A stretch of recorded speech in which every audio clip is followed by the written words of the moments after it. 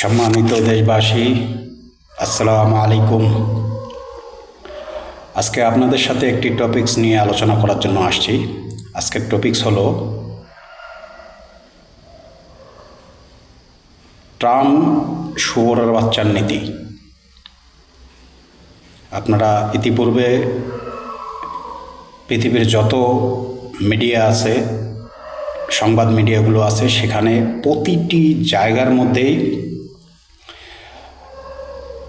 খবর প্রচারিত করা হচ্ছে যে ইরানের খলিফা আয়াতুল্লাহ আলী খমেনি নিহত হয়েছেন। সেই নিউজ চারিধারে প্রচার করা হচ্ছে। আমি ব্যক্তিগতভাবে এই দেখানো নিউজগুলো বিশ্বাস করি না। প্রকৃত তথ্য গোপন করা হয়। আয়াতুল্লাহ আলী খমেনি যদি মরেই থাকে বা উনি মারা গিয়েই থাকেন, তাহলে তার লাশটা আপনারা তো দেখাতে পারতেন। আসলে এখানে ভিতরের গল্পটা হলো এরকম, আমরা যেটা মানুষকে বিশ্বাস করাতে চাই সেই বিষয়ের উপরে ভিডিও ধারণ করে আমরা প্রচারণা চালাই, যাতে করে পরবর্তীতে মানুষজন যেন ওই বিষয়ে মধ্যেই সীমাবদ্ধ থাকে। প্রকৃত তথ্যটা যাতে তারা উন্মোচন করতে না পারে।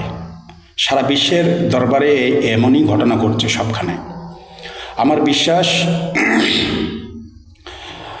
ইরানের আয়াতুল্লাহ আলী খমেনি মৃত্যুবরণ করেন নাই, এটা আমার দীর্ঘ বিশ্বাস। কারণ তার এখনো অনেক কাজ বাকি আছে। আমাদের মধ্যে বৈষম্য তৈরি করে দিচ্ছে ওয়ার্ল্ড ভিত্তিক কিছু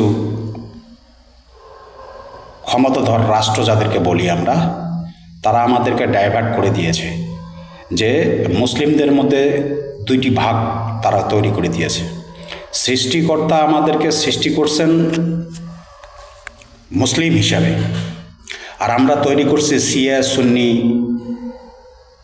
আহলে হাদিস, কাদিয়ানি, এরকম বিভিন্ন ধরনের গোত্রে বিভক্ত করা হয়েছে। অ্যাকচুয়ালি আল্লাহ আমাদেরকে তৈরি করছে মুসলিম হিসাবে। অথচ গতকাল রাত্রে 28শে ফেব্রুয়ারি প্রকাশ্যে দিনের বেলা